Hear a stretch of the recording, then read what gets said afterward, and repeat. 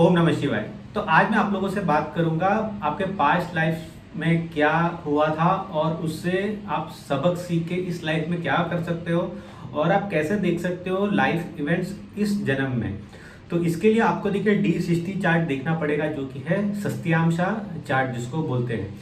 तो देखिए कभी भी हमारे लाइफ में कोई भी कंक्लूजन पे आने के लिए आपको सिर्फ D1 देखने से नहीं होगा, आपको D9 भी देखना पड़ेगा, क्योंकि आपका वो सेकंड फेज ऑफ लाइफ है बेसिकली। हाँ, आपकी मैरिड लाइफ को शो करता है आपकी मैरिड लाइफ कैसी रहेगी, बट एक्चुअल में ये आपके सेकंड फेज ऑफ लाइफ को शो करता है।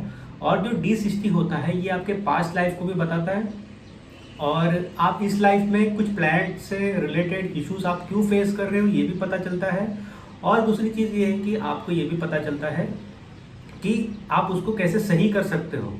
ठीक है, पास्ट लाइफ कर्मास जो रहते हैं उससे देखने का मतलब क्या होता है कि जो प्लैनेट में इस जन्म में आप बॉर्न हुए हो, जो प्लैनेटरी पोजीशन की वजह से, तो आपको पता चल जाएगा कि आपने कहाँ पे पिछले लाइफ में किसी तरीके की गड़बड़ की थी और किस तरीके से इस जन्म में आप उसे सुधार सकते हो। और बेसिकली देखिए इसमें पता भी चल जाता है कि आपका देखिए कभी भी प्लैनेट वहाँ पे अच्छा दिख रहा है या बुरा दिख रहा है, तो वो यहाँ पे कितना अच्छा है या कितना बुरा है ये आप समझ सकते हो।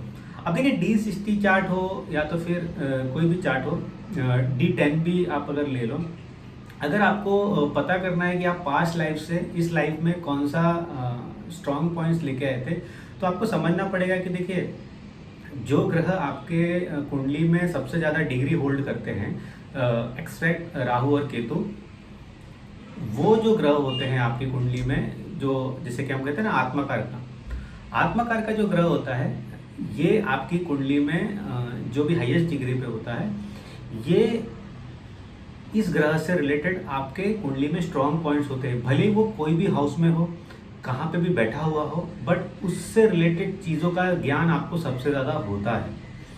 अब जैसे कि अब कलयुग में क्या हो जाता है, इस जन्म में क्या हो जाता है कि वो काफ़ी ज़्यादा ब्लाइंडेड हो जाता है हमारे लिए, क्योंकि हमारा जो फ्रेंड सर्कल होता है, हमारी जो सोसाइटी होती है, हमारे जो रिलेटिव्स होते हैं, हम एक भेड़ चाल में चलने की वजह से हमारे वीक पॉइंट्स या स्ट्रॉन्ग पॉइंट्स हमें ज़्यादा पता नहीं चलते। तो D60 इसीलिए काम आता है, आत्माकार का इसीलिए काम आता है। अगर आपको नहीं समझ में आता कुछ चीज़ ज़िंदगी में, तो आपका आत्माकार का देखिए वही प्लैनेट जो है आपका स्ट्रॉन्ग पॉइंट था पिछले जन्म में, और उससे जुड़ी हुई स्ट्रॉन्ग पॉइंट्स आप इस जन्म में भी लेके आए हो। तो जब आप उस चीज़ से रिलेटेड चीज़ें करने लगोगे तो आपकी लाइफ में चीज़ें फेवरेबल होने लगेगी। और D60 को भी देखने का जैसे कैसा देखना है मैं सारा बताता हूँ, और किसी इवेंट्स को होते हुए आप कैसे देख सकते हो ये भी मैं आपको इस वीडियो में बताऊंगा एक कुंडली के माध्यम से। तो ये कुंडली मैंने पहले भी आपके साथ डिस्कस की हुई है, जो कि मेरे क्लाइंट की है, जब मैंने डिवोर्स की बात की थी उस कुंडली में, उस वीडियो में जब मैं डिवोर्स का एग्जांपल दे रहा था कैसे देख सकते हो। तो वही कुंडली को मैं D60 में भी लेके जाके आपको बहुत इजीली और क्लियरली समझाने की कोशिश करेगा कि लाइफ इवेंट्स को आप कैसे देख सकते हो करके। तो मैं वो कुंडली खोलता हूँ, आपके सामने भी वो कुंडली आ गया होगा, तो हम उस कुंडली के बारे में थोड़ा डिस्कशन करेंगे। तो देखिए ये कुंडली आपके सामने आ गया होगा। तो देखिए D1 में अगर आप देखोगे तो आप देखोगे कि इनका वीनस जो कि 8th हाउस में धनिष्ठा नक्षत्र पे है, और बहुत आप समझो कि 1 डिग्री पे है, मतलब कि एक तरीके से वीनस में एनर्जी ही नहीं है, आप एक तरीके से समझ सकते हो। बट 8th हाउस में है, धनिष्ठा में है, तो मैरिज के योग और ये सारी चीज़ें लोग कहते हैं कि जैसे धनिष्ठा का जो भी था, देखिए वीनस इन धनिष्ठा मैंने बनाया हुआ है, तो मैं वो सारी चीज़ें यहाँ डिस्कस करूँगा। बट 8th हाउस में मैरिज लाता ही है और सडन मैरिज लाता ही है।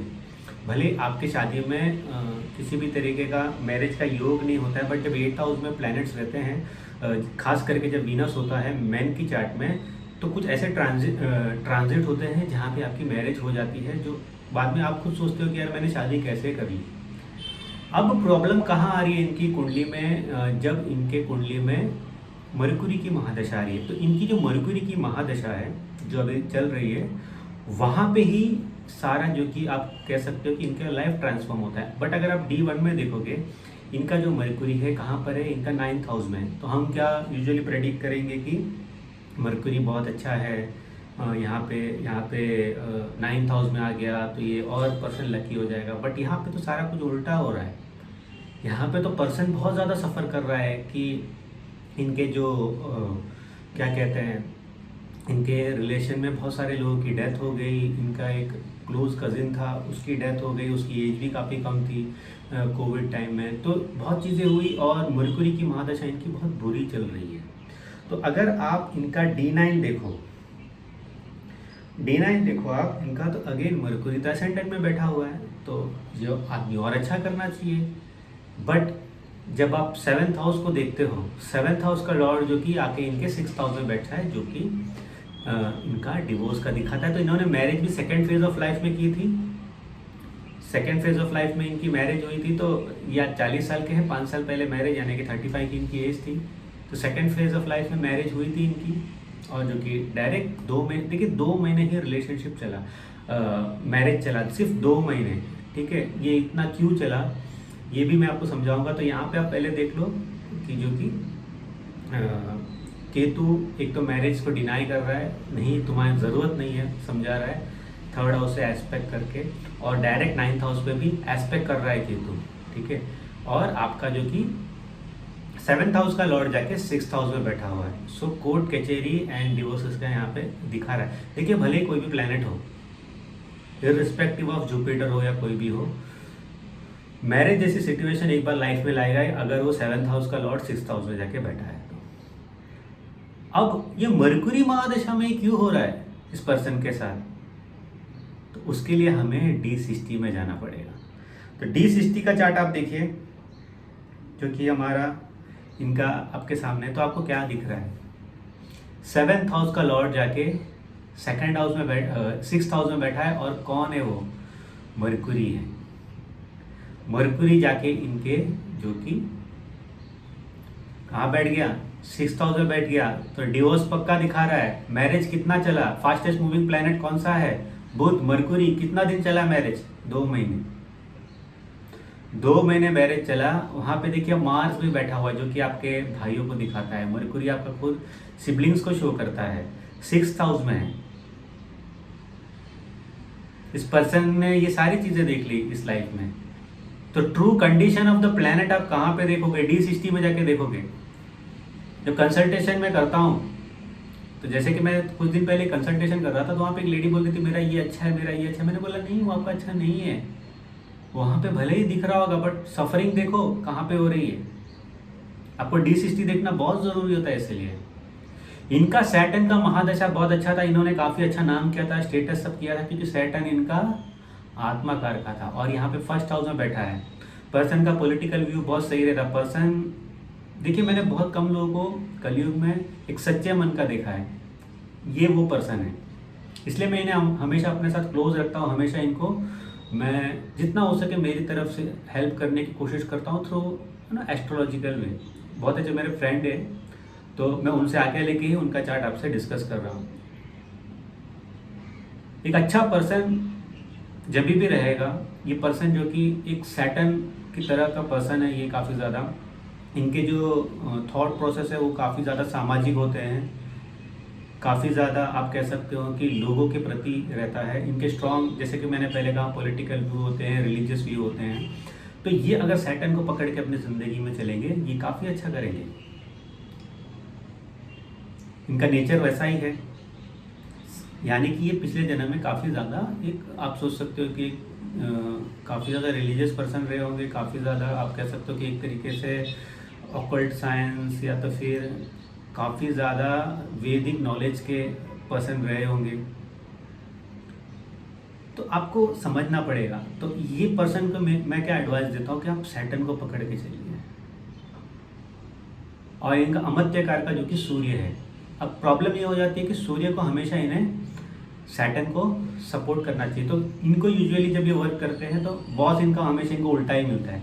ये बोलेंगे लेफ्ट, वो बोलेंगे राइट। तो जब तक ये साथ में अगर ये मैनेज हो गया, सोल को जो सपोर्ट करने वाला अमत्यकार का जब मैच हो गया एक दूसरे के साथ, तो ये लाइफ में बहुत अच्छा करेंगे। तो ऐसी कुंडली को देख के आप सीधा बोल दोगे कि आपके लिए मैरिज बना ही नहीं है।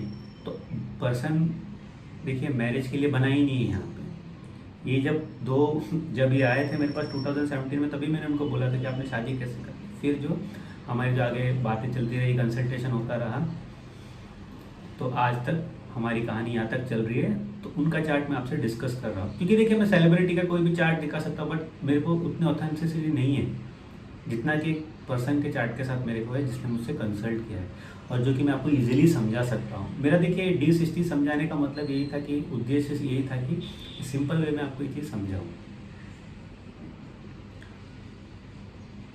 तो ये सारी चीज़ें हैं। अब इनका जो कि देखिए वीनस भी जो है, अगर आप डीप में जाओ D60 चार्ट में, वो 5th हाउस में दिख रहा है। आप सब बोल रहे हैं अरे वीनस तो 5th हाउस में है।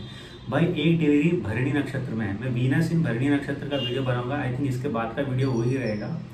वीनस इन भरणी नक्षत्र इतना सारा बैगेज लेके आता है ना, इतनी सारी प्रॉब्लम्स लेके आता है, आपको पता नहीं, क्योंकि मैं डिस्कस करूँगा आपको वहाँ पे वीनस इन भरणी नक्षत्र, तो वहाँ पे आपको ज़्यादा नॉलेज मिलेगा। तो यहाँ पे इतना नक्षत्र में जाने की ज़रूरत नहीं, जिसको डेप्थ में जाना है तो उनके लिए मैं समझा रहा हूँ।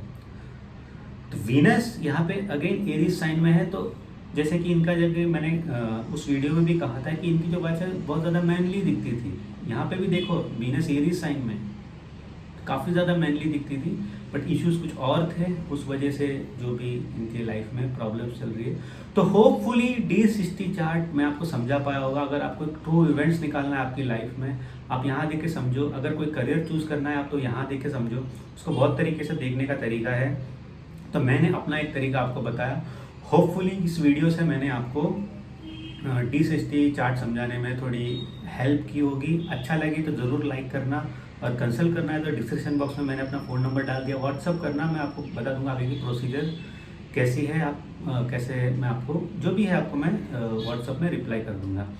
तो अगले वीडियो तक मुझे इजाज़त दीजिए, बाय।